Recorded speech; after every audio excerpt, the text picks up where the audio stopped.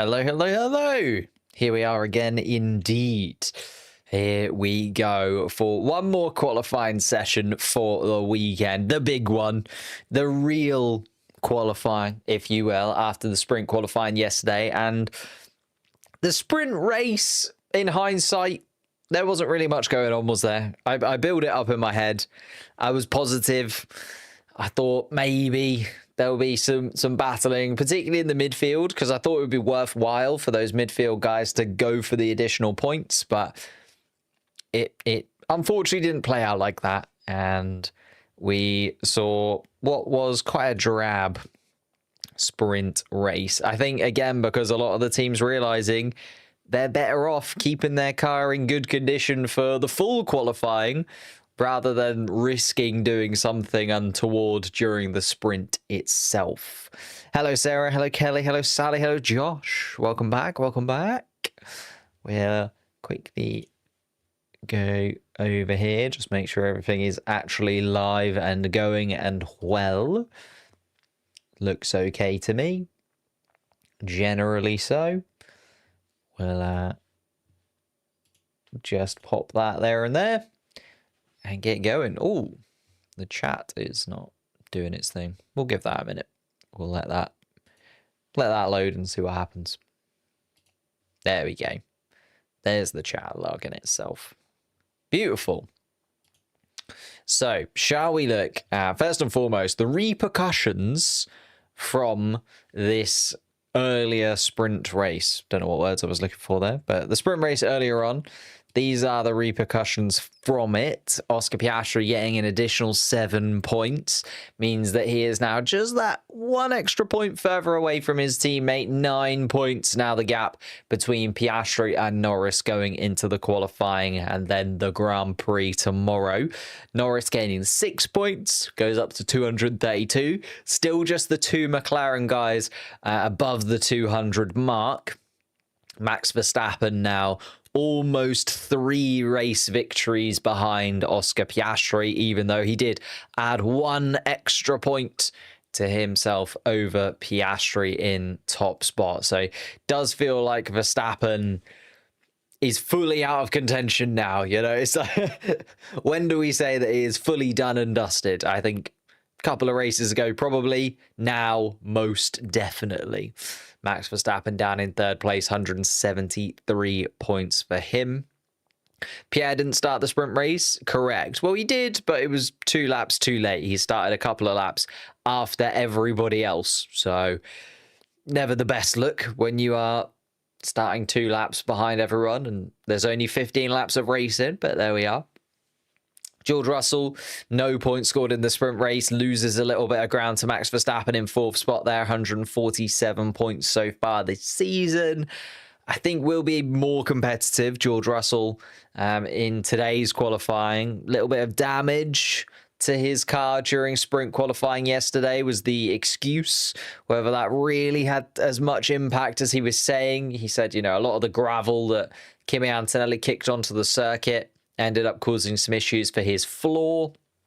Maybe it was just a little bit too much for George Russell with that tiny little bit of damage to the floor underneath the car. And obviously with qualifying being so tight yesterday as well, maybe George Russell just losing out there. Do I think the McLaren should change their downforce? I think they have changed their downforce by the looks of things. Who was it? Rob Marshall? No, he's left Red Bull now. Someone was outside of the McLaren garage for Red Bull when I sort of tuned into the Sky Sports coverage, looking at whether or not the McLaren cars were slightly adapting what they were doing. The problem is they kind of gambled. The issue that we've got, and we saw it in Silverstone as well, is you can gamble on dry or you can gamble on wet. And we saw, you know, the McLarens gamble on wet for Silverstone, and they got it right, and they looked way quicker than Max Verstappen, who gambled on dry. Today, McLaren did the same thing. They gambled on wet. Red Bull slightly more gambled on dry, and it was dry during the sprint race, and therefore Max Verstappen did have that straight line speed advantage, that lower downforce rear wing, And it played into his favour, and that's why he was able to get past Oscar Piastri and then also keep Oscar Piastri behind. So it's that gamble that they've also got to make as well. And we were expecting it to be wetter this weekend than it has been in Belgium. Will it be wet tomorrow? It's looking like more likely wet tomorrow than any other day this weekend at Spa. So that's the gamble they've got to take.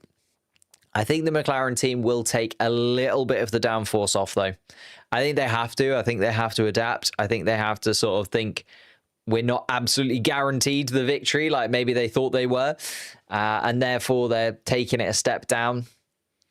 And Max Verstappen on the Red Bull side of things might see that and sort of go, well, do we go even further? Do we gamble on fully wet and go like super high downforce to try and contradict the McLarens, or do they stick with what they've got? It's a little bit of a tactical battle of rear wings, really, and seeing who goes where in terms of the downforce. We will see once we get into qualifying itself and we can see the top speed of the cars down the straights, but it's going to be tight. Charles Leclerc, Lewis Hamilton down there in 5th and 6th place in the championship. Charles Leclerc, another 5 points on the board. Elongates his lead to his teammate to 21 points. So Hamilton nearly a race victory behind his teammate now, but still within a reasonable distance. He'll kick himself, obviously, for that mistake during sprint qualifying yesterday. Will hopefully not do the same thing again, because I think, you know, we could have seen Lewis Hamilton way higher, but again, wasn't able to get anything done in the sprint race, was probably holding on to his tyres a bit and just sort of using the sprint race to learn, because there was no way he was getting back up into the top 8. And when you're not getting any points for it, you know, basically finishing 9th versus finishing 18th, there was no difference to it. So, yeah, Lewis Hamilton needs to start a lot higher up in terms of qualifying today and then the race tomorrow. Kimi Antonelli, 63 points now, 40 points drift of Lewis Hamilton. And I think that's the thing where we talked about this before, when Ferrari is second in the Constructors now, and Ferrari look kind of set to come second in the Constructors now. The reason I would gamble on Ferrari being able to maintain that, despite the fact that Verstappen has looked really quick and Russell has looked really quick, where Leclerc maybe hasn't, I think it's more so that Ferrari have 2 drivers, and Ferrari have 2 drivers that are consistently in and around the point scoring places more often than not, where Antonelli has fallen away a little bit. Mistake in qualifying yesterday, didn't really look too racy, even though he was trying to make some moves in the sprint earlier on today as well. So I think Antonelli needs to get to the summer break at this point, I feel. There's a few drivers in the mix that I feel like just need the summer break to have a bit of a reset. I know that we've had a couple of weeks before this race weekend from Silverstone, but even so, I think there's a few drivers in there that just needs a proper break. Alex Albon might be one of them, to be fair, down well outside of the points in terms of the sprint. 8th place, still best of the rest. 11 points to Nico Hülkenberg, who also didn't have a very good sprint, but Hülkenberg has been eking away at that, hasn't he? You know, that podium place in Silverstone really did jump him up the standings, and 11 points doesn't feel like an unsurmountable amount now, considering that Stakes Sauber has looked way quicker since the Spanish Grand Prix, and Nico Hülkenberg has really started to click with it. Esteban Ocon also getting an extra 4 points, just getting closer to those top 2. Feels weird that Esteban Ocon is in 10th. You know, I think everyone has been very heaping of praise when it's come to Albon and Hülkenberg and Hadjar as well. Kind of forgotten that Ocon is actually in the middle of that pack, and 27 points puts him 5 clear of Isaac Hadjar now. And I feel like we've kind of forgotten about Esteban Ocon a little bit there. Isaac Hadjar in 11th. Lance Stroll, Gasly, Alonso stayed where they are. Sainz gained 3 points, puts himself equal with Fernando Alonso now, but still in 15th spot. Lawson, Sonoda stay where they are as well. And Behrman, despite scoring 2 points in the sprint, also stays in 18th place. So no shuffling in terms of the actual driver positions, but a little bit of change in terms of the points that are at play. And especially Williams will be looking at that as a huge positive. 3 points to them. Haas scoring 6 points also gets them to within a point of Aston Martin. And then Racing Bulls getting 1 point with Isaac Hadjar also closing in on Kick Sauber. The gap between them now 4 points. But that was a quick roundup of how the points have changed now that we've had that sprint race. As I say, no changes to the positions in terms of either championship, but definitely in terms of what's at stake this weekend, and certainly Constructors' Championship positions for those teams towards the back end of the grid. Alpine will be absolutely kicking themselves with Haas scoring 6 points and Pierre Gasly starting inside of the point-scoring places and not being able to take part, really. That will be a real kicker for them moving forwards. But shall we talk predictions? It is our final opportunity to get the predictions in before we go into the full Grand Prix. Obviously, we've had a little bit of help when it's a sprint weekend. We get a bit of a preview to what full qualifying will look like, although we are on the soft compound tyres for qualifying this time around. And as we talked about a couple of times, wrong screen. As we talked about a couple of times this weekend, we do have a split in the tyres. So the C3 and C4 compounds being used as the medium and soft. So the C4 is effectively a super soft around here in Spa. That could play a little bit of a role. I know that we saw the medium running yesterday in Q1, Q2. Now we get to see the softer running in Q1, Q2. There were a few guys that looked a little bit better on the medium, to be fair. So could slightly swap around who's where in terms of those first couple of qualifying sessions. But then we got to see the soft compound tyre, and let's be honest, Oscar Piastri does just seem to have clicked with that car this weekend. I would be very surprised if Oscar Piastri is not on pole once again. Set a lap record here yesterday in sprint qualifying. Looked pretty swift again in the sprint race as well. The front three completely left the rest of the grid standing still.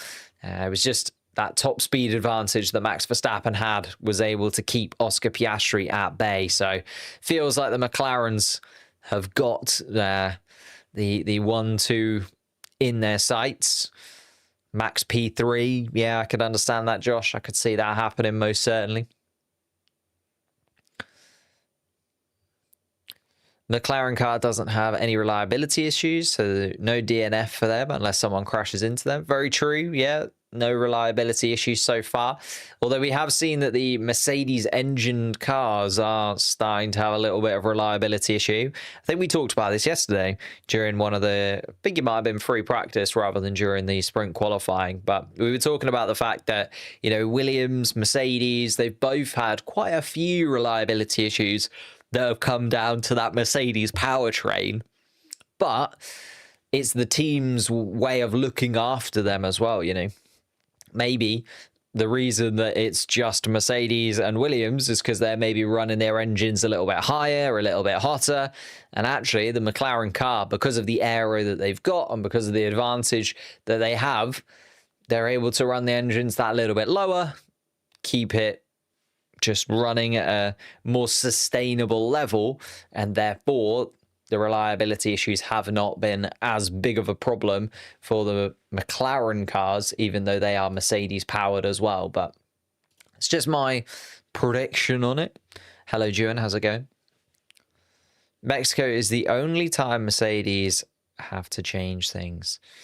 That's, well, I feel like it's getting towards that part of the year where the teams are going to be starting to think about when they're going to take their penalties, right? It's normally, as you say, Mexico, sometimes Brazil as well. If you're going to take engine penalties, if you're going to take reliability penalties, you're kind of starting to plan out when they are likely to happen and when you need to take them.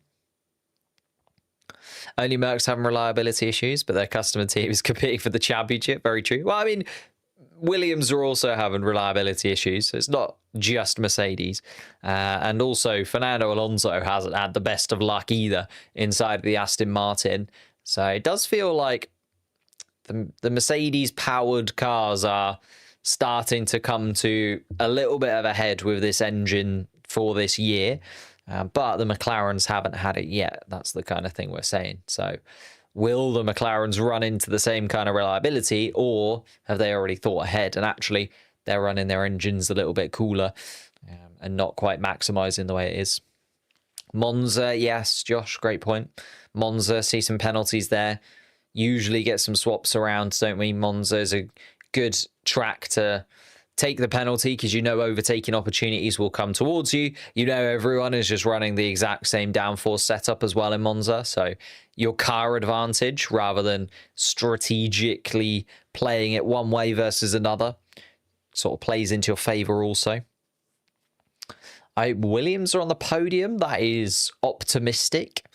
Unfortunately, we're not going to get the sort of 2021 style rain, I don't think, where the qualifying session is completely and utterly washed out, and therefore we do see, what was it, George Russell, second place in terms of qualifying that day. Nicholas Latifi inside of the points as well, I think, off the top of my head.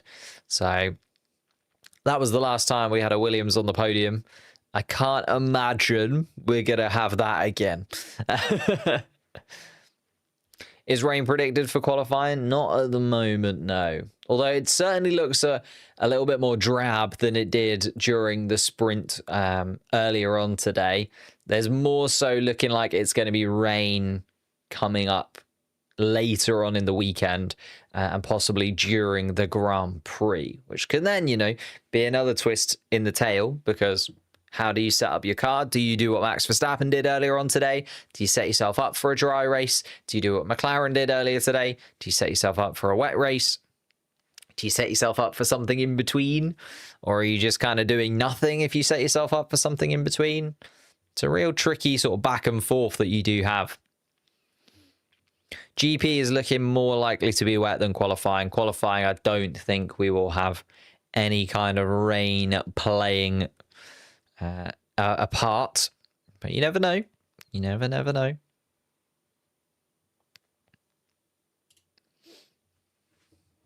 Charles P1. What's my favorite track, which is not on the current grid? Ooh, probably Malaysia, you know. Malaysia. Portimao, I don't mind. Portugal. Yeah, probably Malaysia. Haas will be strong again. Spa suits them. I hope so. Very much hope so. Double point scoring finish during the sprint race earlier on. I feel like Behrman and Ocon have both gone under the radar a little bit in terms of their performances so far this season. And now is an opportunity for them to, you know, get some headlines and actually stand out a little bit amongst the midfield pack and really put their mark on the season so far. Hockenheim or Nürburgring? Ooh, yeah, very good point. There's no German Grand Prix. I feel like more of a Hockenheim guy rather than the Nürburgring, but that's just me. What about McLaren and Red Bull for 2026? 2026 is still completely unpredictable at this point. The problem is the FIA haven't actually determined what they want 2026 to look like yet. So no idea what 2026 is going to be, because they're still adapting the setup, they're still adapting the rules, they're still adapting lots of things, and therefore kind of waiting to see, really. Obviously, you know, you're looking at the aerodynamics team and you're looking at the big movers and shakers, really. A lot of the teams bringing in personnel and key personnel for 2026, Aston Martin being the one that's kind of grabbed the headlines maybe more than others, because they brought in big names in Adrian Newey. But then you've got Jonathan Wheatley going to stake. You've got Matteo Binotto working behind the scenes at Audi now as well. And working with their power units. He worked at the Ferrari power units for a very long time, did Binotto. He's now working with Audi. So you're more looking behind the scenes for 2026, and who do you trust to adapt their skills that they've already got from previous generations and previous cars to be able to get ahead come 2026, you know? Do you trust Mercedes? They were able to do it. Last time there was a big engine regulation change was when Mercedes started their dominance era that we saw previously. Do you trust Red Bull? Red Bull, in terms of the aerodynamics, got it absolutely spot on in 2022 and 2023. That was what gave them the advantage that they had for such a long time and allowed Max Verstappen to win back-to-back championships that he has done. Do you trust Ferrari to, you know, finally adjust, finally get one thing right? Or to McLaren, you know, McLaren haven't had too many big losses, McLaren, in terms of the key structures behind the scenes. Andrea Stella's still there, Zach Brown's still there. Key personnel that they've brought in behind, even the big names that they brought in from Red Bull a few years ago, still there. So maybe you trust. How are McLaren going to improve in the race? It's a flip of a coin for McLaren, isn't it? Oh, thank you, David, for following on Twitch. We are live on Twitch, by the way, if you do prefer Twitch rather than YouTube. I know a lot of people just come over to YouTube for the sake of it because we used to only be live on YouTube. We're now also live on Twitch. So if you do want to join us on Twitch, I know that if you're watching on your phone, it's way easier to watch on Twitch because you can have it on in the background and things like that. Audi have the same mentality as Mercedes. They'll do good. I think, yeah, they've brought in a lot of good people, haven't they? It's the thing, right? You see lots of people exiting Red Bull. You see lots of people exiting Alpine, and they don't give me a lot of hope. Whereas you see lots of people entering Audi. You see lots of people entering Mercedes. You know, maybe. But in terms of McLaren, it's gonna be tough. Do they decide to try and take a little bit of downforce off of that rear wing?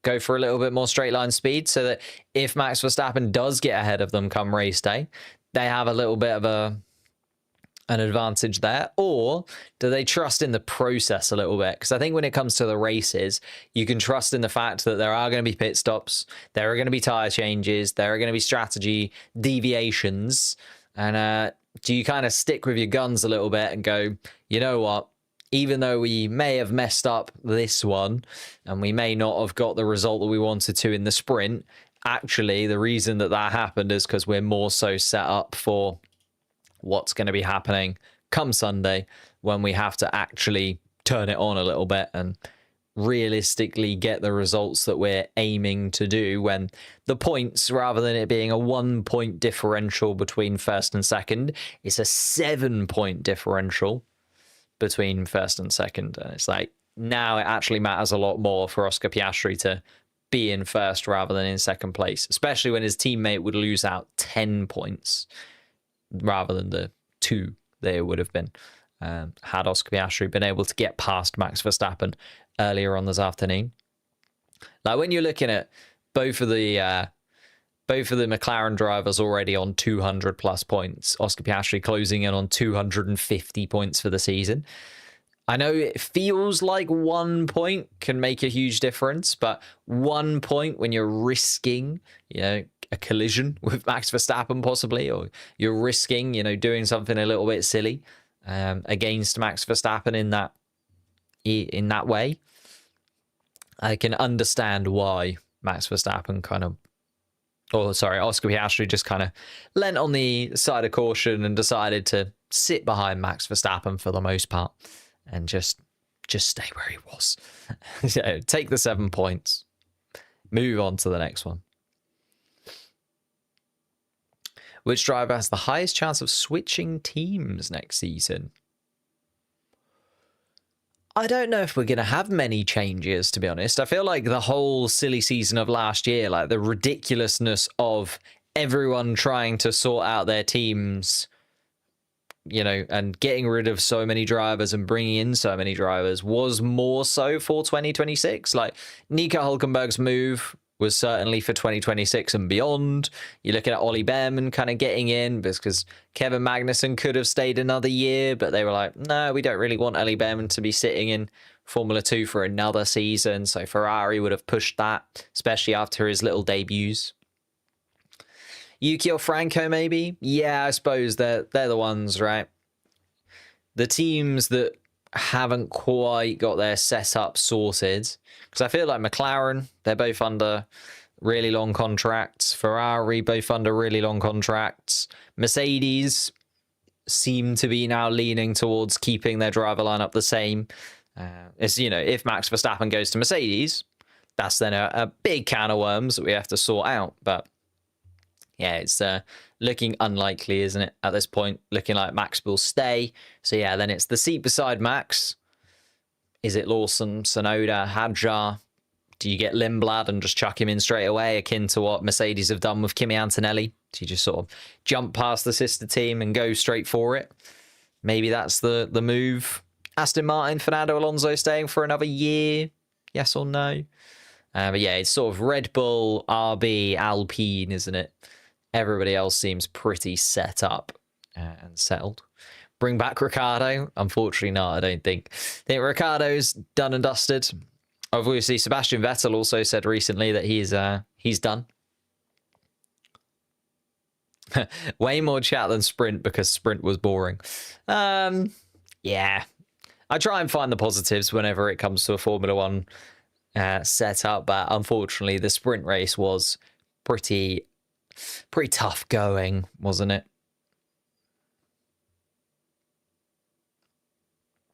How long till quali starts? About 3 minutes. 3 minutes.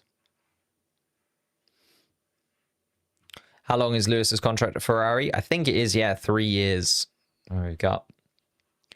Because that was the reason he didn't want to stay at Mercedes. Mercedes were only offering him a 1+1, I think. Similar to what they're offering George Russell now.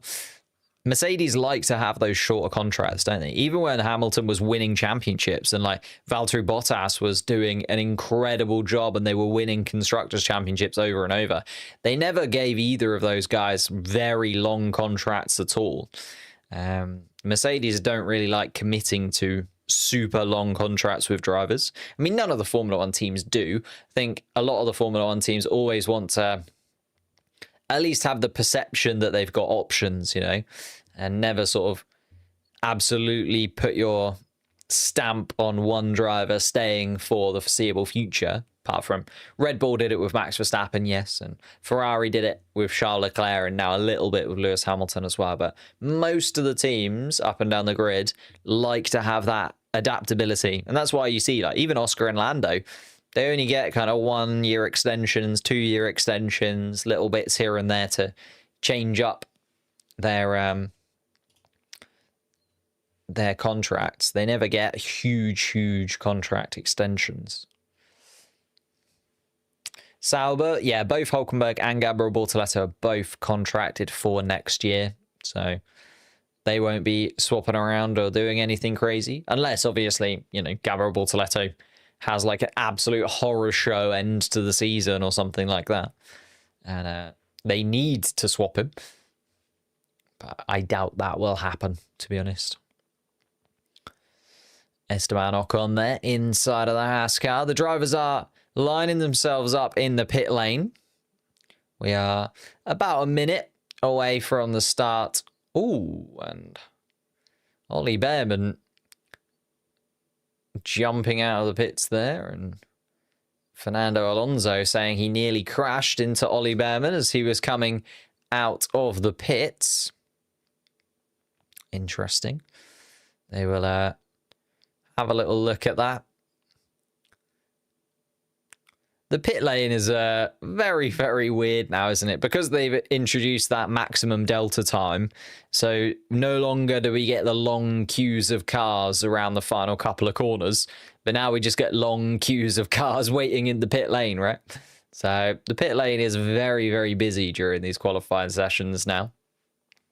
Especially around here, because I think a lot of the drivers will want to get out quite early in terms of trying to determine who's going to be where. No sector colours. Oh, I can put the sector colours on. Apologies, I kind of forgot about it. I forgot we do that during qualifying. Let me Find the settings.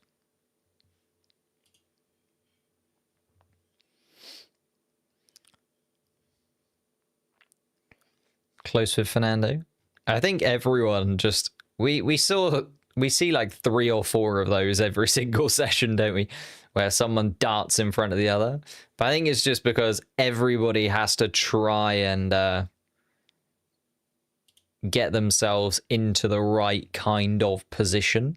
And because there's such a long queue in the pit lane, you do end up with drivers just sort of tripping over one another all the time. But it is under investigation. We've got Fernando Alonso and Ollie Behrman there. Incident involving cars in the pit lane.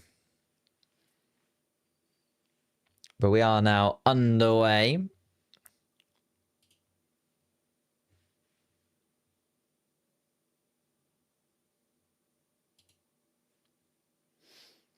And a lot of the drivers getting themselves set up. Ooh. A change to the front wing there, I think, of one of the Stakes Albert cars. What's happened here? I think he just... Hulkenberg... Hulkenberg actually tried to get in front of Lance Stroll in the pit lane. And then Lance Stroll actually just drove over Nico Hulkenberg's front wing. So they had to pull him back, and they have changed the front wing on Nico Hulkenberg's Sauber car. So there you go. If you wanted a crash in the pit lane, you kind of got one there. Lance Stroll just running over the front wing of Nico Hulkenberg's car. Interesting. Of course, Lance Stroll will argue, well, I was already actually lined up in the pit lane, whereas Nico Hulkenberg will say, but yeah, you ran over my front wing. So, going to be interesting. I'm sure that one will get investigated as well.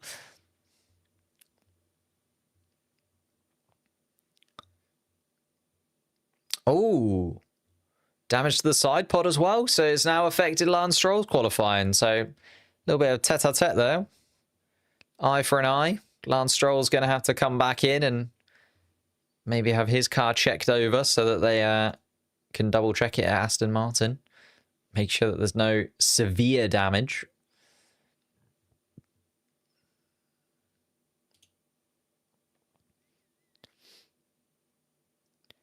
Time to update the Lance Stroll moments video.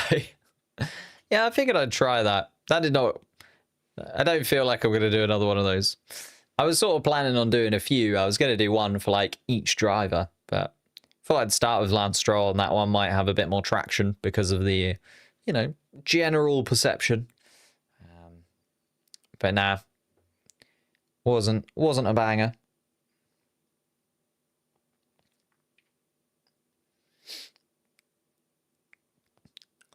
Carlos Sainz then getting his flying lap underway.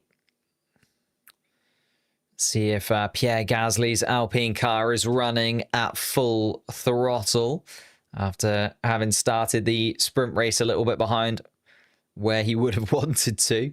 Qualified inside of the points, of course, and then had to start 2 laps behind everybody else come the actual sprint race itself. Now coming around turn 12, keeping an eye on him.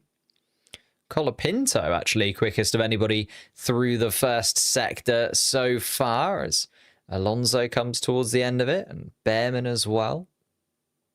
Still Colapinto, purple in that first sector, and now purple in the second sector as well, Colapinto. Maybe Franco has finally decided he's going to turn up during the 2025 season. 7th race for Alpine now. Remember, he only had 9 races for Williams last year, so he's almost matched the number of races that he had for Williams now with Alpine. It's been nowhere near the positives, though, that we saw from them. And Gasly and Colapinto actually both come into the pits and don't finish those flying laps. Here's Carlos Sainz then to come in. And Carlos Sainz also straight in the pits as well. So nobody deciding to finish any of their flying laps at the minute. Everyone deciding that they are against it. Lando Norris has just gone purple in the middle sector.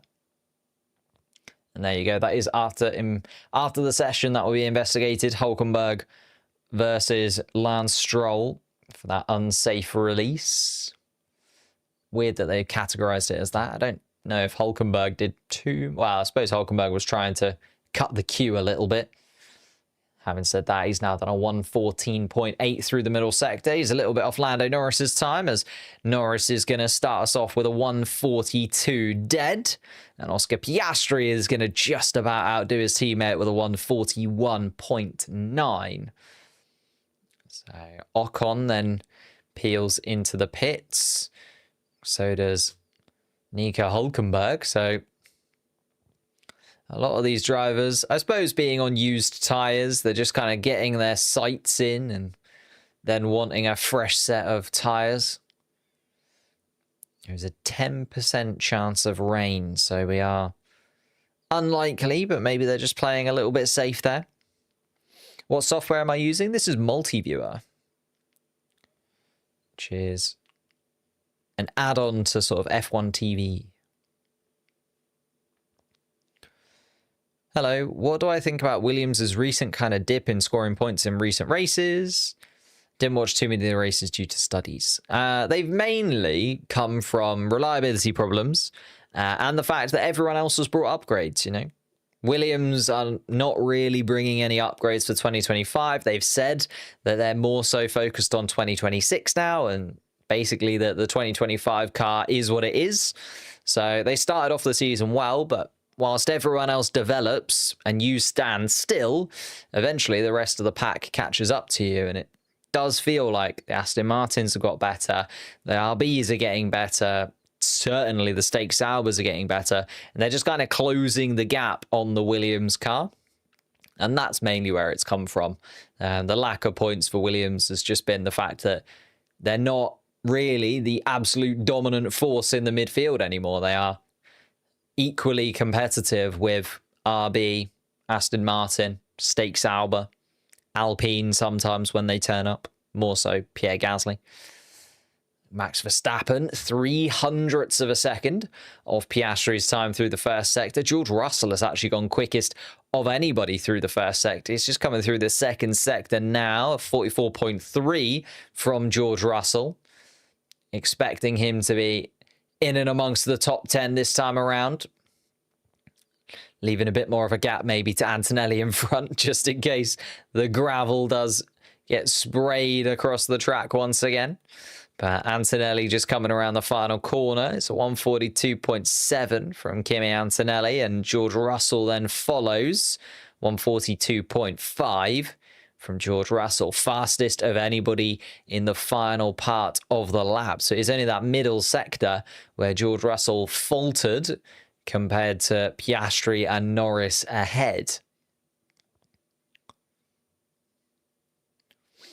Verstappen also about to come round towards the final couple of corners. Just trying to deal with the Alpine of Pierre Gasly. Gasly trying to give Verstappen enough space. Verstappen coming across the line, second fastest. And all three of the top drivers within 1/10 of a second of one another, as Liam Lawson has just gone quickest of anybody through the middle part of the lap. So the RB of Liam Lawson deciding now is the time to turn up. Let's see where Lawson can slot himself in. Gabriel Bortoleto within a second of Oscar Piastri's time, but still the slowest of the drivers so far. Ollie Behrman then goes even quicker still through the middle part of the lap, as Liam Lawson goes quickest of anybody by a couple of tenths of a second. So Lawson 0.2 clear of Oscar Piastri's time on a fresh set of soft compound tyres. Oscar Piastri was on a used set and probably wasn't pushing to the absolute limits. Here comes Ollie Behrman. Can he do even better? Not quite. Goes to third fastest, which then is outdone by Alex Albon. Albon only 7 thousandths of a second off Liam Lawson. Here comes Carlos Sainz to go quickest of anybody so far. So the lap times are starting to tumble. And it's a little bit like yesterday where the later you seem to go in the session, the lap times do start to come towards you. Carlos Sainz, Liam Lawson and Alex Albon showing that now our top 3 in this session. Charles Leclerc also going quick in the middle part of the lap, is up on Carlos Sainz's time through the middle sector. Here comes Charles Leclerc then. George Russell and Kimi Antonelli, for those Mercedes fans, just making their way into the pits. They will likely need to go again. Russell 11th fastest, Antonelli 13th at the moment. But watching Pierre Gasly coming around the final couple of corners. Charles Leclerc, here comes Leclerc. Gasly only goes 8th fastest in his Alpine, but Leclerc is looking quick, and Leclerc does go to the top of the standings. He was ahead of Carlos Sainz through the middle part of the lap, maintained it through the final part as well, and Charles Leclerc a 141.6, good enough for top spot at the moment. Lewis Hamilton quicker than his teammate through the first part of the lap though. Can Hamilton match Charles Leclerc? Not quite. Hamilton 6th fastest, lost a couple of tenths or so during that final sector, did Lewis Hamilton. And new tyres on Lewis Hamilton's car as well. I want redemption for Gasly. Yeah, it would be nice to see Gasly maybe get some points this weekend, considering he was a little bit robbed when it came to the sprint race earlier on today. Lando Norris going once again, I think this time on a fresh set of tyres. Piastri also on a fresh set of softs, just coming through the final sector. I think you just need to make sure that you get that lap time in just at the right time. Lap times getting rubbered in. Exactly, yeah. The lap times are starting to tumble, and I think everybody is starting to use fresh soft compound tyres as well. Also, you know, you've got the traffic. Do you get a nice little slipstream up towards turn 5? Do you get a nice little slipstream through the final part of the lap to turn 18? That can also play a factor if you just get the right kind of traffic at the right time. Lando Norris and Oscar Piastri going pretty early, it has to be said here, for the McLarens. They've got confidence that they'll be able to make it through. Of course, we are just looking for the bottom 5 drivers. At the moment, that is Franco Colapinto, George Russell, Lance Stroll, Kimi Antonelli, and Gabriel Bortoleto. So they are the 5 drivers that need to improve the most. But it does feel like pretty much all of the drivers need to find some time if they are going to make it look comfortable. Lando Norris coming around the final couple of corners, comes across the line, and Lando Norris, a 1:41.0 from him is more than good enough to go to the top of the timing sheets for now. Quickest in the final sector and the second sector as well, although Piastri has just gone quicker in the middle part of the lap. A little bit of a sloppy first sector from Oscar Piastri, though. Didn't improve on his previous first sector time.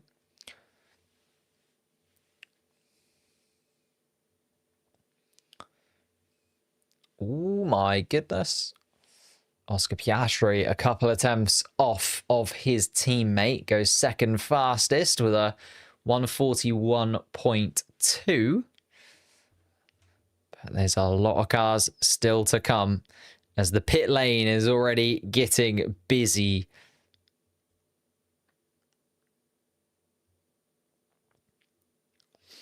Here we are then, Verstappen making his way down towards turn 5. Antonelli and Russell out there as well. Stroll, Alonso, Lawson just making his way out of the pit lane. Gabriel Bortoleto trying to do the same as well.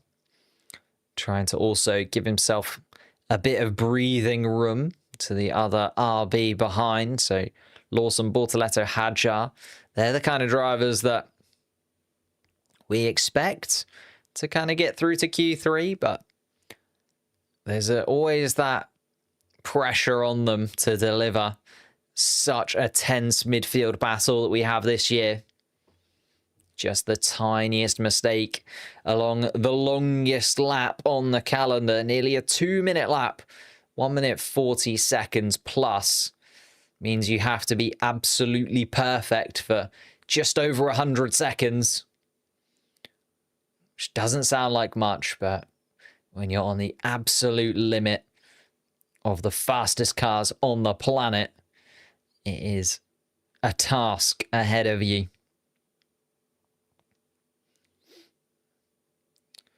And Lando Norris just coming into the pits now. Or is he going to go around again? Ooh.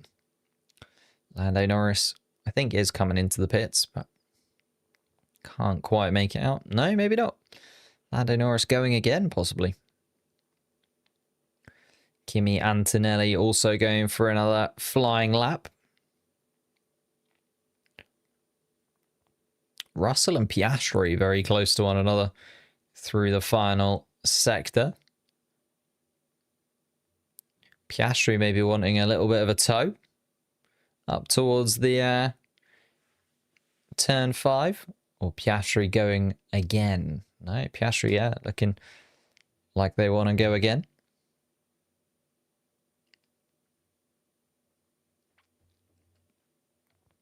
Antonelli, a couple attempts down on Fernando Alonso's time. So Norris and Piastri going again. But Norris waiting and going slowly at the moment. Piastri the same. Colapinto also going slowly between the two. Needs to improve, does Franco. And the lap times are going to start to come towards us. Bortoleto, Hadjar, Sonoda, Behrman, Hulkenberg, the guys that we've kind of got our eyes on in this first qualifying session, starting to make their way past the start-finish line for their final flying laps of the session. George Russell has just gone quickest of anybody through the first part of the lap as well. George Russell needing to improve. He's only 3.5 tenths up on Fernando Alonso's lap time through the middle part of the lap. We know how competitive the midfield is right now. We assume that Fernando Alonso is going to be able to find a little bit of time. Lance Stroll also just a tiny fraction of a second up on his teammate. Here comes Kimi Antonelli. It's 11th fastest for the Italian at the moment. Can George Russell go better than his teammate? Yes, goes 8th fastest as George Russell for now. Here comes Lance Stroll. Can he get himself out of that bottom 5? No. Lance Stroll is going to be out of qualifying. Only 18th is for him. Fernando Alonso doesn't improve in the way that we thought he would. Alonso is going to start in that bottom 5. He's 16th now and will be out of qualifying. Here comes Gabriel Bortoleto trying to improve, currently in 20th spot and looking for more pace inside of that Stake Sauber car. Around the final couple of corners he comes, and it's 10th fastest for Gabriel Bortoleto. The Brazilian fans will be very pleased with that, looking like he's going to be through as long as things play out in his favour. Here comes Ollie Behrman, who is 10th fastest at the moment in Haas. Comes across the start-finish line. Where's Behrman going to slot himself into? It's 5th fastest from Ollie Behrman, as he's the first driver to take the checkered flag. And that means Kimi Antonelli is going to drop out as Nico Hulkenberg now improves and goes 12th fastest. Gasly and Hamilton also right down there, but Gasly currently fastest of anybody through the first sector is Pierre. Again, the Frenchman just absolutely dragging that Alpine to lap time that it doesn't really deserve. Esteban Ocon has just gone 13th fastest of anybody. That puts Lewis Hamilton right on the bubble. Here comes Pierre Gasly then. Can Gasly improve on his lap time? Is better in the first and second sectors from the Frenchman. This could be a lot of pressure on Lewis Hamilton to improve. Hamilton is improving through the middle part of the lap, though. And Gasly is going to go 11th fastest to put Hamilton down into that bottom 5. So Gabriel Bortoleto, things haven't quite gone in his favour. He's in 15th spot right now. Lewis Hamilton improved through the middle part of the lap, was slower than previous in the first sector, though. Can Hamilton get himself through here? Yes, he goes 7th fastest. That puts Gabriel Bortoleto down into the bottom 5. And Bortoleto is going to be out of qualifying. Franco Colapinto then, the final driver in that bottom 5 still to come across the start-finish line. Can he improve enough? No, goes 17th fastest and out of qualifying.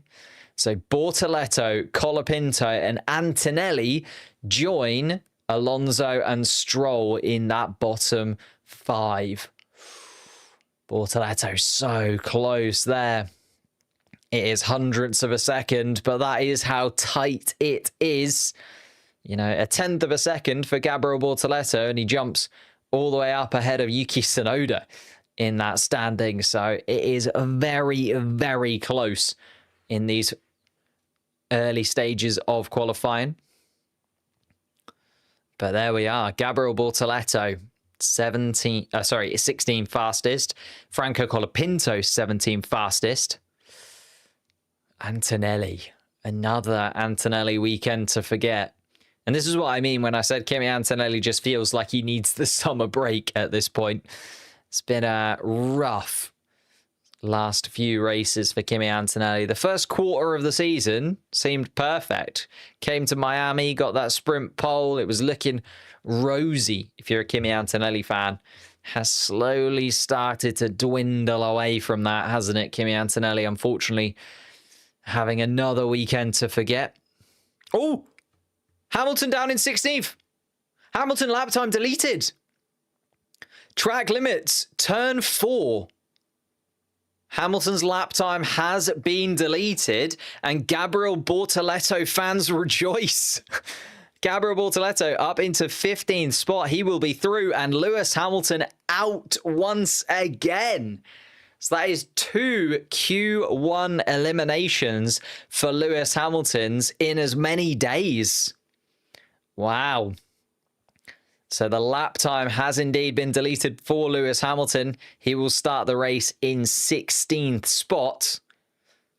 I want to see a replay of this. Let's see if we can find the onboard of Lewis Hamilton's turn 4. How close is it? He got 2 track limits violations.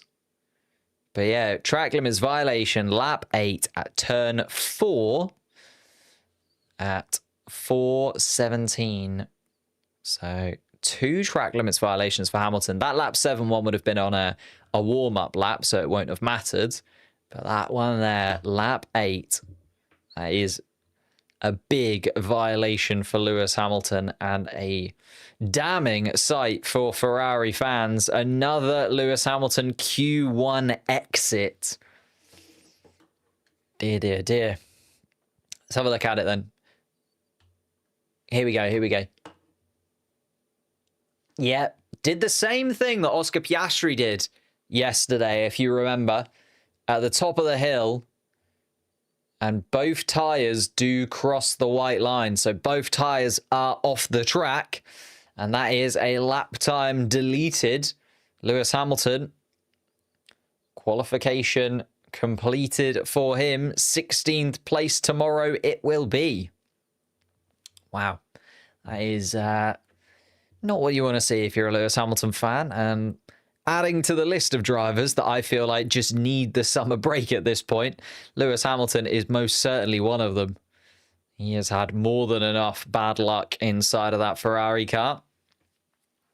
And Hamilton is indeed out once again. It wasn't much either. It's the tiniest little bit, but it's just a touch greedy from Lewis Hamilton, you could say, you know? Just a tiny little bit. It is pretty tough to take if you're a Lewis Hamilton fan, but can't do much, really.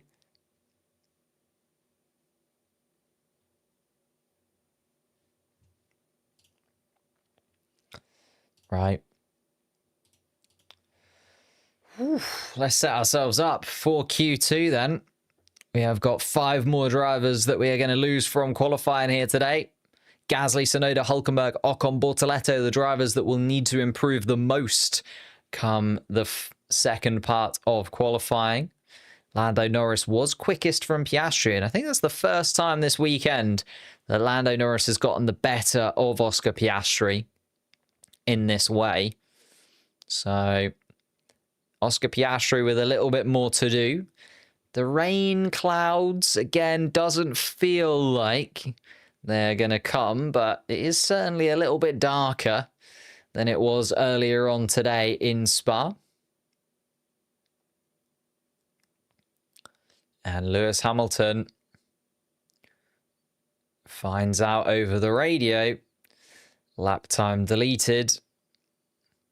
And yeah, I think, is everything okay from Lewis Hamilton? Kind of pointed towards him not quite being certain that that was going to play in his favour.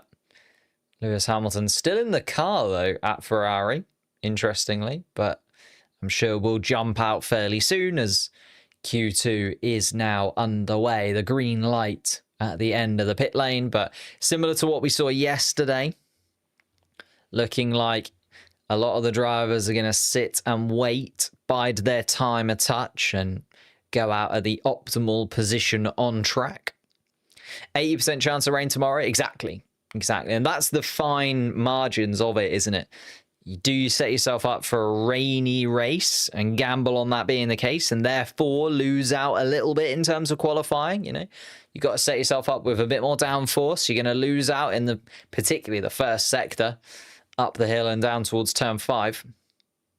Or do you gamble on there not being rain like Max Verstappen did perfectly for the sprint race earlier on today?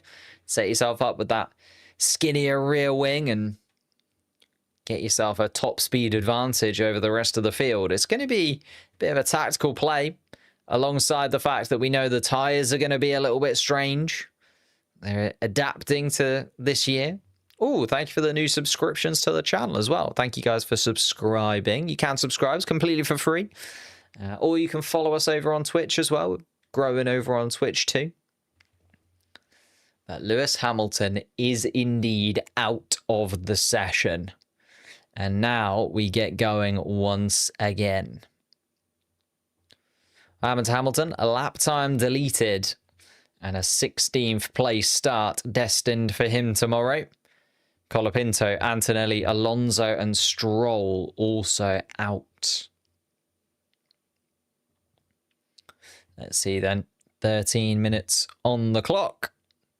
Still waiting for some flying laps to begin. Max Verstappen is at least at the front of the queue on the warm-up laps. Esteban Ocon behind him. Tsunoda, Russell, Sainz, Piastri, Norris, Albon and Lawson also out on track as it stands at the moment.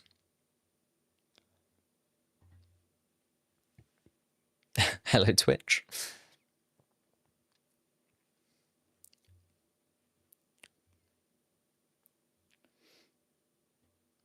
Sainz is getting shown up by Albon. That means managed to get some points earlier on today, did Carlos Sainz. But yes, generally speaking, Alex Albon has had the much better start to the year.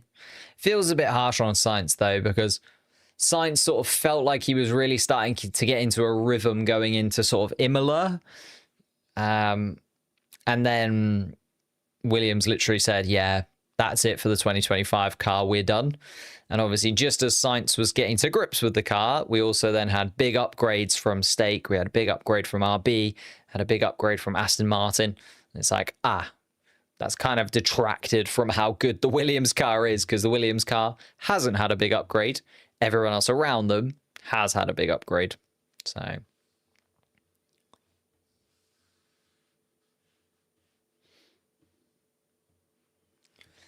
here we go. Max Verstappen coming up the hill.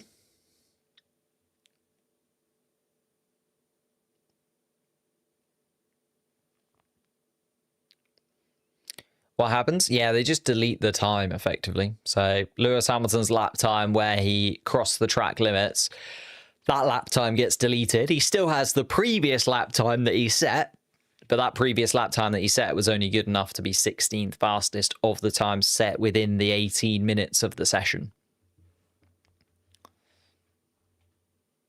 Hoping Yuki in the points. Yuki is at least through, so it's always a positive when it comes to qualifying.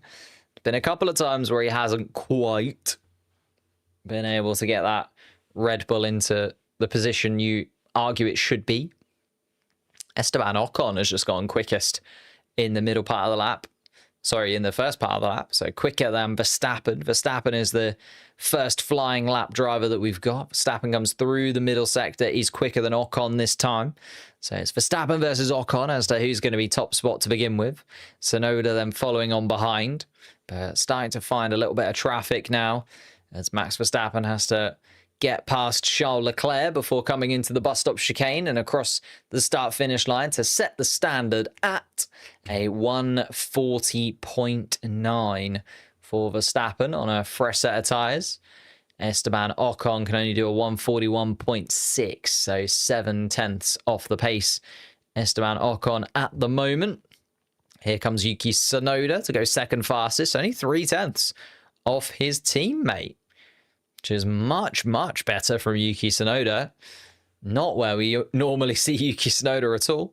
George Russell can't go quicker than Tsunoda now. Goes for a 141.3, so 4.5 adrift of Verstappen's fastest time. But Lando Norris has just gone quickest of anybody through the middle part of the lap. And Oscar Piastri has just gone quickest of anybody so far. Piastri goes to a 140.6.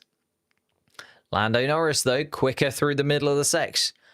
Oh, and Norris couldn't quite do it. Just slots in less than 1/10 of a second between the two McLaren drivers. Hamilton now watching on. Hamilton out because of the lap time deletion. Charles Leclerc also not looking insanely quick at the moment, but should improve as the lap times come towards the drivers and the track rubbers in even more so than it did during Q1. But yeah, Yuki Tsunoda actually within touching distance of his teammate is something that we haven't seen a lot since he's joined the Red Bull setup. Charles Leclerc then splits the two Red Bull powered cars. Third and fifth now, Verstappen and Tsunoda. Isaac Hadjar also gets himself up into the top 10. Puts Liam Lawson right on the bubble, although Nico Hülkenberg can't quite do better than Lawson for now. So it's Hülkenberg, Bortoleto, Gasly and Sainz, the drivers that need to improve. And Ollie Behrman made a mistake and just went a little bit wide. Ooh, very wide from Ollie Behrman. And that's why Behrman didn't set that lap time, decided to pop into the pits instead. Lost way more than a second and also went off the track. So that lap time would have been deleted from Ollie Behrman anyway. And he is 15th.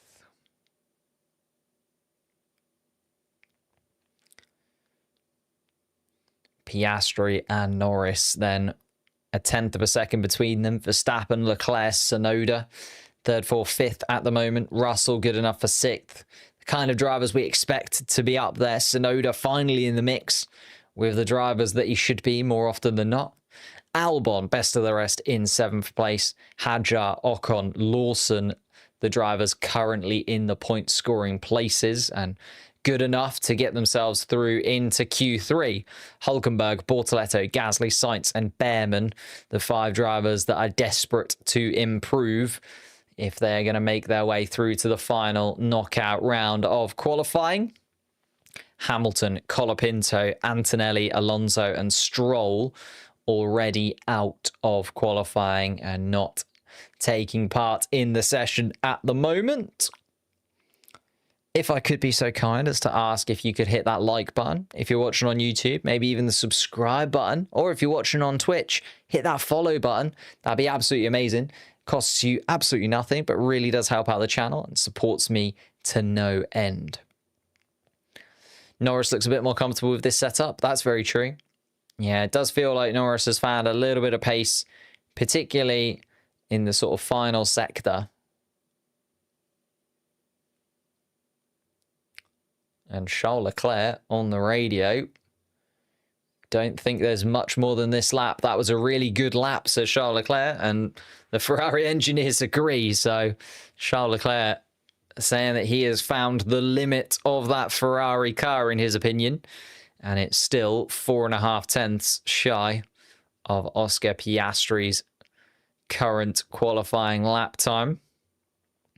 The teams are going to reset, though. They're going to wait a couple of minutes now and try and get even more out of their cars, if possible, in the last 4 or 5 minutes that we have got in this second part of qualifying.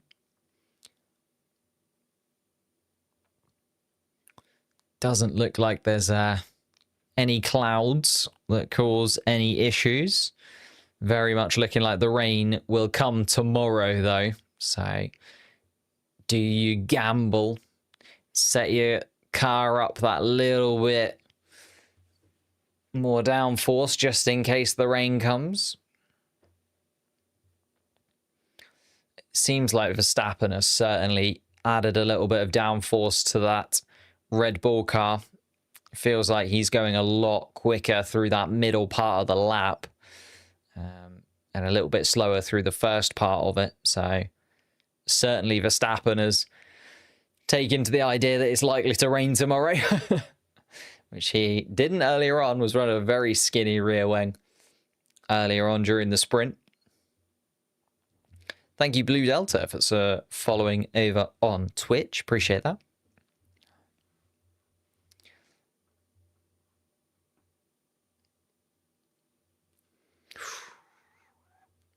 Quali likely to stay dry? Yes, indeed. Yes, indeed. Why was Hamilton's lap time deleted? He went wide, or not even wide, just went across turn 4 at track limits. So, crossed both white lines with both tyres, and that is it.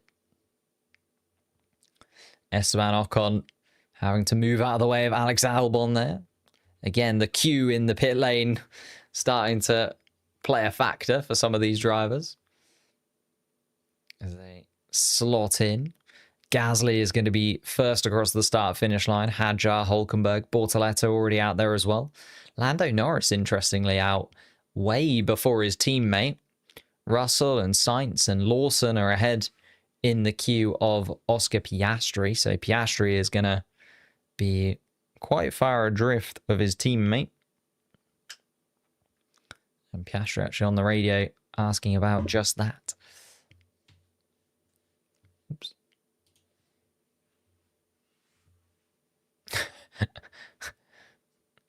A lot of people need bigger mirrors, is Oscar Piastri's take.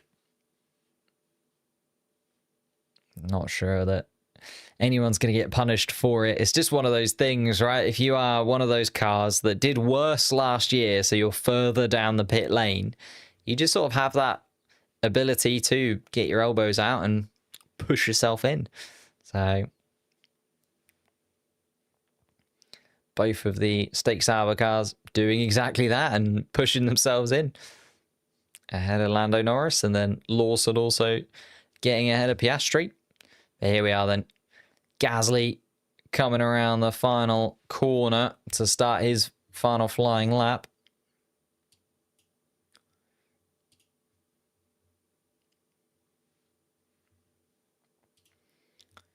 And Max Verstappen has decided to sit in the garage. He does only have one set of soft compound tyres left, so therefore deciding it's not worth his time. He thinks that the 140.9 will be more than good enough to get himself through. And kind of makes sense. Pierre Gasly, though, looking to get himself and his Alpine through once again, was in Q3 for the sprint race yesterday. Then had the tragedy of having to start from the pit lane. Well, I say start 2 laps down from the pit lane. Gasly looking to improve that lap time. Is going to be the first man across the start-finish line for these flying laps. We then also have to keep an eye, though, on Hülkenberg, Bortoleto, Sainz and Behrman. They are the 5 drivers that need to improve. Otherwise, they will be stuck and out of qualifying in those 5 places below. Let's see what they've got. Just keeping an eye on Pierre Gasly. Gasly's just coming around towards the final couple of corners. Has improved on his first sector and second sector time, but I just want to see what the standard is from Gasly to get out of that bottom 5. Gasly 9th fastest, a 141.6. I think he's going to need a little bit more. Isaac Hadjar takes the checkered flag and comes across the line 6th fastest of anyone so far. Hülkenberg, not good enough. Bortoleto, though, is indeed through. Gabriel Bortoleto with a 7th fastest lap time. Well, I say through. Everybody behind him could improve. Gasly, though, can't. Hülkenberg is going to be out. Gabriel Bortoleto, given that lifeline by Lewis Hamilton, has taken massive advantage of it. Looking like a Q3 performance from Gabriel Bortoleto once again. Here comes George Russell then. Goes 6th fastest in the Mercedes car, even without improving in the second or third sectors. Here comes Carlos Sainz. Can he get himself and the Williams through? Absolutely not. He stays 14th fastest. Liam Lawson is coming around, goes 8th fastest as Liam Lawson to put both of the RBs through and put Pierre Gasly down into that bottom 5. Here comes Esteban Ocon then. The 2 Hasses have looked pretty good. Gabriel Bortoleto and Alex Albon, the drivers on the bubble. Ollie Behrman is not improving through the first sector, but Ocon has just gone purple of anybody through it. Here comes Esteban Ocon then. Round the final couple of corners. Has to deal with Charles Leclerc's Ferrari on the inside. Does it well. Here we go. Final couple of corners for Esteban Ocon. Can he drag that Haas into Q3 once again? No, he can't. He's missed out by 0.02 of a second. And here comes Ollie Behrman, his teammate, who also slots in just behind him. So both of the Haases, after double point scoring places earlier on today, has to settle with 11th and 12th. Pierre Gasly will start in 13th, Nico Hülkenberg 14th, and Carlos Sainz in 15th place. So it is Hadjar, Lawson, Bortoleto, and Albon, the 4 midfield drivers that have made their way through after Hamilton and Antonelli opened the door. Oh, and it's straight away. That's so frustrating for Ollie Behrman. He literally messed up turn 1. And then you're the whole time, it's so frustrating. I don't know if you've ever done this on like the F1 game or whenever you're playing something, but whenever you do mess up that first corner, you're then almost trying too hard to make up for it in the rest of the lap.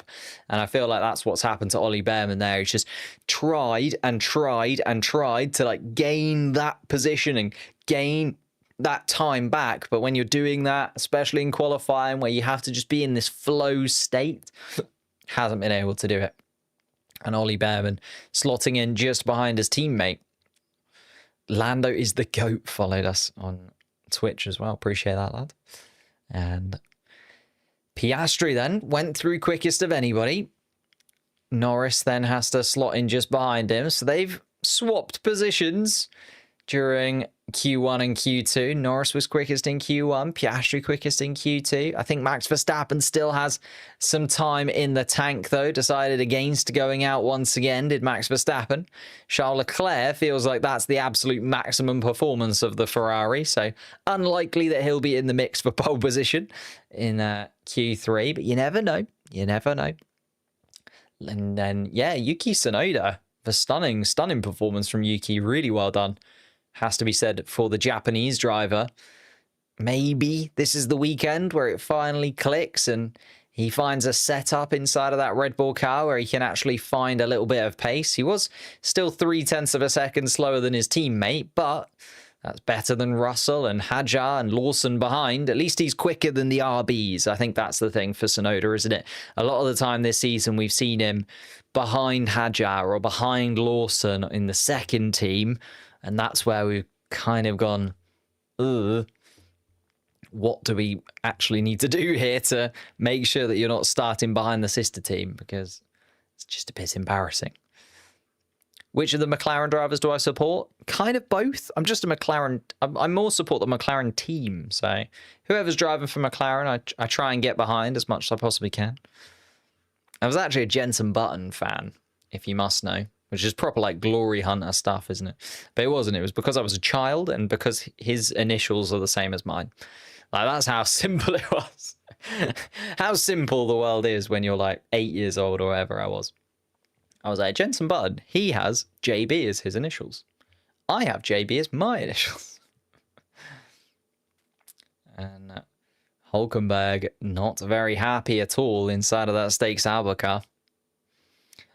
So Ollie Behrman has found himself out. So is Ocon. And he wasn't very happy at all.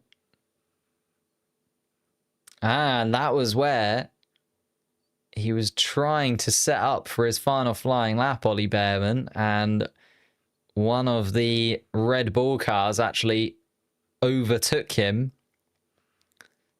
Yeah, Behrman not having a fun time at all. Yeah, gets a really bad run down towards turn one and then also messes up turn one, does Ollie Behrman. I think that just put him off, you know? I think the Red Bull coming up the inside of Ollie Behrman at turn 18 as he was getting himself set up for his lap, I think just put his mind completely out of it. Because Behrman then also messes up turn one and runs wide. So that was his qualifying over.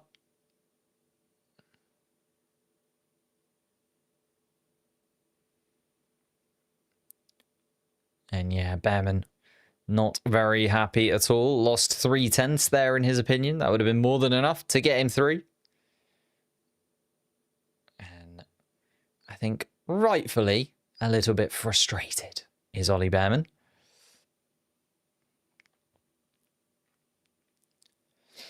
And here we are then. The final part of qualifying. Who will it be? Piastri? Norris? Do you have maybe even some money on Verstappen? Unlikely to be Leclerc, in his own words. Tsunoda's there as well. Russell up in the top 6. And then, how do we feel about the cars behind? Will the RBs continue this little dominance that they had in Q2? Will Gabriel Bortoleto be able to get his second point scoring position in the bag tomorrow? He'll at least be starting inside the points wherever he qualifies today.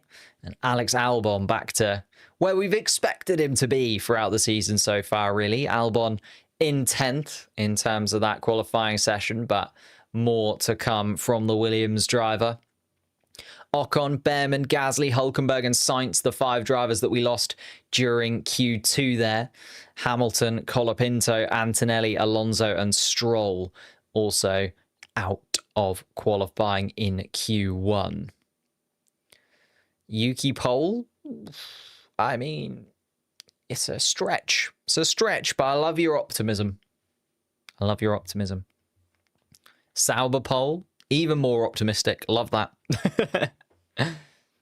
Why is there a yellow flag? It's not a yellow flag. That is the final sector. Please sing the Max Verstappen song. I'm in no form a Max Verstappen fan.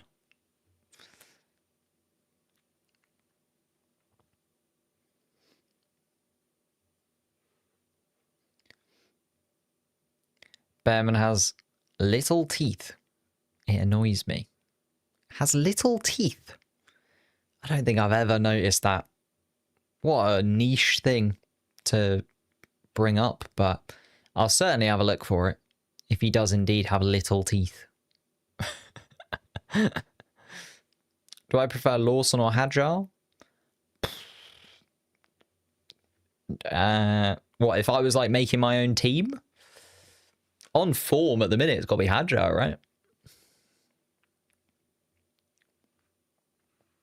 I like Lawson as a person, though. I think Lawson's a very nice guy.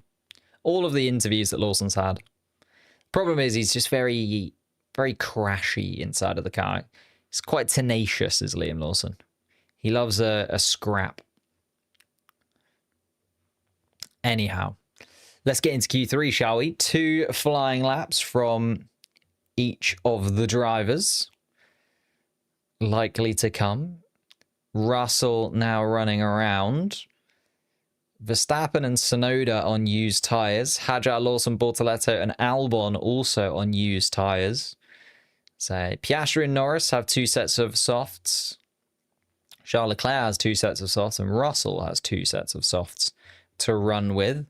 Everybody else, the reason they're on used tyres to begin with is because they have a certain number of soft compound tyres allocated to them for the weekend, and they have used all of those tyres bar 1 set. And you want to really hold on to that final set for your final flying lap. So keep an eye on Verstappen, Tsunoda, and the midfield guys, because their lap times will improve substantially when they get a soft, fresh set of soft compound tyres on at the end of the session. But it will still give us an idea of where they sit relative to one another, as George Russell is going to start the first flying lap of the final session then. Max Verstappen coming around towards turn 1, 2. It's going to be Russell, Verstappen, Leclerc, Tsunoda, our front 4. Piastri and Norris just behind. And then the midfield maestros, Lawson, Hadjar, Bortoleto and Albon, they're going to be down towards the back end, you would imagine, of this top 10. But also, they're going to be the last 4 across the start-finish line. Here comes Piastri to start his first flying lap of the session. Lando Norris's teammate just behind. So Max Verstappen, a 30.0 through the first part of the lap, is slower than George Russell through the first sector. So Russell has the advantage over Verstappen and Leclerc so far. Here comes Yuki Tsunoda. Can anyone go quicker than Russell through that first part of the lap? Tsunoda certainly can't. Here comes Oscar Piastri as well. Keep an eye on Verstappen's just about to finish the second sector behind George Russell. So Russell comes through the second sector. Nobody anywhere near as quick as Russell through the first part of the lap, though. Russell, a massive advantage through the first sector, then loses all of that through the second sector. Verstappen, 7/10 of a quickened, 7/10 of a second quicker through the middle part of the lap. So George Russell losing out substantially to Verstappen there, and Verstappen also on a scrubbed set of tyres as well. Charles Leclerc comes through, can't beat Verstappen through the middle sector, neither can Tsunoda. Here comes Russell then across the start-finish line, a 141.5 from George Russell. That's going to be beaten pretty handedly by Verstappen, who goes for a 141.0. Here comes Charles Leclerc. Leclerc not quicker than anybody through the middle part of the lap or the first part, but does get quicker than Russell overall, a 141.3. Yuki Tsunoda is going to be next across the start-finish line. Tsunoda only 4th fastest of anybody so far. Lando Norris has gone quickest of anybody through the middle part of the lap. Here comes Oscar Piastri to go quickest by 0.3 of a second to Max Verstappen. But Lando Norris is around the corner, and Norris is going to find another couple of tenths. Norris finds 2 tenths on his teammate, and it's a 140.5 from Lando Norris to get proceedings underway. Lawson is slower than Tsunoda. Hadjar then slower than his teammate by 0.5 of a second. Here comes Gabriel Bortoleto, who can't improve on Hadjar or Lawson's time. Ooh, and Gabriel Bortoleto is actually going to lose that time anyway for exceeding track limits, and Albon splits the 2 RB drivers.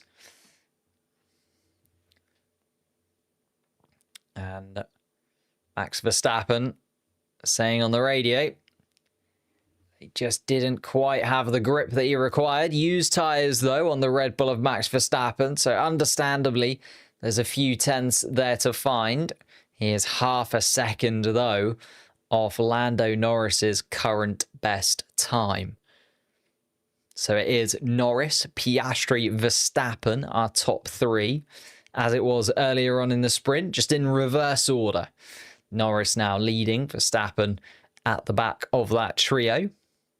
Charles Leclerc fourth, as he seems to find himself always this weekend. And Russell and Tsunoda joining them in the top 6. Of course, we're missing Antonelli and Hamilton from the sort of big 4 teams, you could say, in that top spot. Hamilton and Antonelli both taken out in the first section of qualifying. Hamilton fell foul of a lap time deletion, dropped out in 16th, and Kimi Antonelli, couple of mistakes again from the Italian, meaning 18th was the best that he could do. But that has opened the door to some midfield cars joining them. Tsunoda, 6th fastest, is just ahead of the man he replaced, Liam Lawson, in 7th, Alex Albon in 8th, Isaac Hadjar in 9th, and Gabriel Bortoleto in 10th.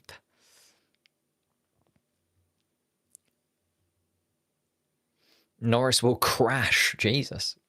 Yeah, a lot of negatives here around Lando Norris right now in the chat. Don't think he's done anything that egregious right now. He's just put in a lap time that's a couple of times quicker than his teammate. That's what he's paid to do.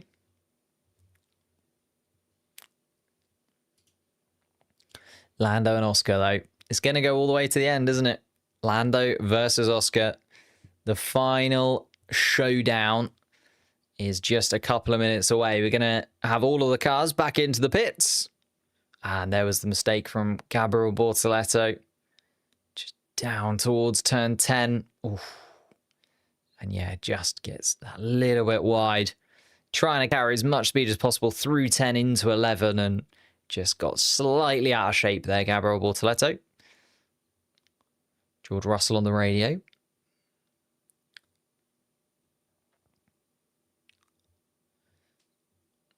Looks like everybody went slower, and George Russell asking why he went slower than he did before, but everybody did, so...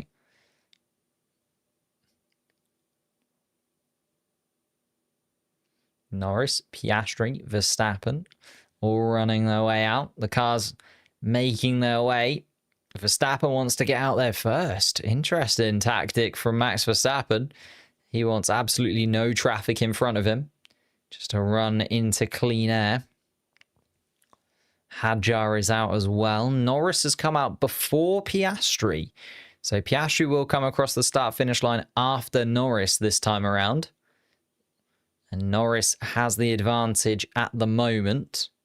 Charles Leclerc is actually between the two McLaren cars as well. So Charles Leclerc is going to slot in. Verstappen, Hadjar, Norris, Leclerc are our drivers in that order. Piastri is next up out of the pits. Then Russell, then Bortoleto, then Lawson. And Yuki Tsunoda and Albon leaving it as late as possible.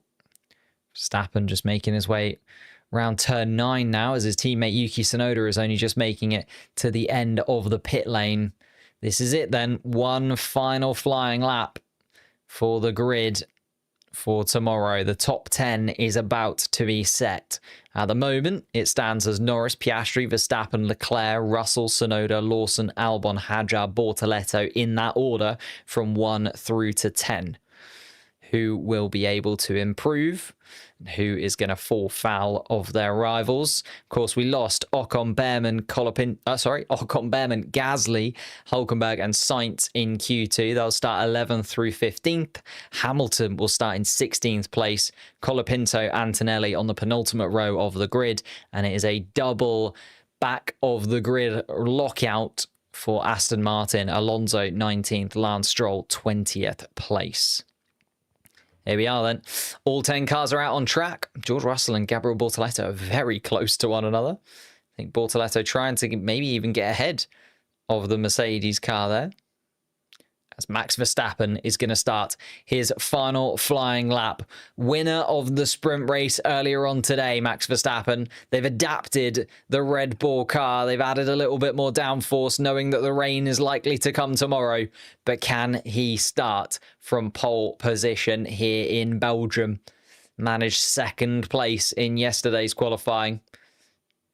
Lando Norris, though, trying to start from pole position as well. He started his flying lap. So is Charles Leclerc behind. Oscar Piastri coming through the bus stop. Max Verstappen has actually dropped a tenth or two on himself and is pretty slow through the first sector. So looking unlikely that Max Verstappen will be able to cause any real headaches for the two McLaren cars ahead in terms of qualifying today. He'll certainly be there in the race tomorrow, though. Lando Norris has also gone slower through the first sector as well. Charles Leclerc has gone quickest of anybody through the first part of the lap. Maybe the Ferrari of Charles Leclerc isn't quite as slow as the Monegasque man thought it was. He's just gone quickest of anybody so far. Oscar Piastri also hasn't gone quicker than Leclerc, but Oscar Piastri's had the best first sector of the top three. It's a personal best for Oscar Piastri through the middle part of the lap. Verstappen does improve through the middle part of the lap, but is still down on Lando Norris's time. Lando Norris has done much better through the middle part of the lap. Actually puts in a purple middle part of the lap. Here comes Charles Leclerc, is now a couple attempts adrift. Here comes Max Verstappen, stays where he is. It's a 140.9 from Verstappen. Improves, but does not improve on his position. Isaac Hadjar, though, goes fourth fastest of anybody. Isaac Hadjar with a flying lap. Here comes Lando Norris, does not improve. Norris stays at a 140.5 as his best lap time. Here comes Charles Leclerc then, goes third fastest. Leclerc displaces Max Verstappen, so Charles Leclerc is going to start ahead of the Red Bull tomorrow. Here comes Oscar Piastri. He's improved through the first and second sector, but none of it's been purple and none of it's good enough. He misses out by just a tenth of a second to his teammate. Here comes George Russell. Can Russell do any better? He's better in the first and final sectors as George Russell, but it's the middle part of the lap, and that makes me think that the Mercedes car has run a slightly lower downforce rear wing. Maybe gambling on the rain not coming tomorrow, but Lando Norris is able to hold on to pole position here in Belgium despite not improving his lap time. Oscar Piastri stays in second. He was just a tenth of a second off of his teammate. Charles Leclerc did improve after all of that, managed to jump up to third place from fourth. Max Verstappen will be looking at the rear wing of that Ferrari car, 0.003 of a second quicker than him going into tomorrow's Grand Prix. Albon starts in fifth place, which is a stunning lap from the Williams man to break into that top six. George Russell and Yuki Tsunoda will start behind in 6th and 7th. The RBs side by side. Isaac Hadjar just getting the better of his teammate by 0.02 of a second. So incredibly competitive between the two RB drivers. And Gabriel Bortoleto, unfortunately, the slowest of the bunch. Just didn't really get a lap together there, Gabriel Bortoleto, but starts in 10th nonetheless. And his second opportunity to score points is up for grabs. Standout there for me, Alex Albon. Stunning from the Williams man after a very disappointing sprint qualifying and sprint earlier on today. Absolutely flew around Spa. Maybe Williams just adjusting that car to Albon's requirements and getting the job done. But having said that, we have completed the job here as well. Qualifying is completed. Thank you guys so much for watching. Massively appreciate it. This is our starting grid for tomorrow. Lando Norris and Oscar Piastri will start side by side. Championship rivals, teammates, and now our front row of the grid. Charles Leclerc and Max Verstappen will be on the second row just behind. Albon and Russell is an interesting third row of the grid. They know each other very, very well, but I'm sure Russell will want to dispatch Albon as quickly as possible. Yuki Tsunoda, really, really good qualifying from him as well. Gets himself into the positions where we expect him to be, and possible points on the cards for Tsunoda as well tomorrow, starting in 7th place, ahead of both RBs, Hadjar and Lawson starting 8th and 9th. Gabriel Bortoleto starts inside of the point scoring places after being handed an opportunity to get through into Q2 just because of a lap time deletion. Gabriel Bortoleto then turned that into a Q3. So that is turning up and doing the business from Gabriel Bortoleto. Very, very impressive from the Brazilian. The two Hasses, after scoring points in the sprint race earlier on today, will start on the 6th row of the grid. They're 11th and 12th, the two teammates side by side. Pierre Gasly, after a very, very disappointing sprint for him, he'll start in 13th place, 3 points away, or 3 positions away from the point scoring places, I should say. Nico Hülkenberg, after his streak of point scoring finishes in Spain, starts in 14th, so a lot of work to do there for the German if he is going to score points for the 5th race in a row. Carlos Sainz starts in 15th place. They were the 5 drivers that we lost during Q2. Lewis Hamilton was out in Q1. He'll start in 16th place, actually behind the driver he replaced at Ferrari. And another really disappointing session for the 7-time world champion. Franco Colapinto and Kimi Antonelli will start on the penultimate row of the grid. And then Alonso and Stroll right at the back of the pack. As I said, though, thank you guys so much for watching. Leave a like, subscribe, all of that good stuff. I will see you all tomorrow for the Belgian Grand Prix. I clicked the wrong button. That's the right button. I'll see you tomorrow.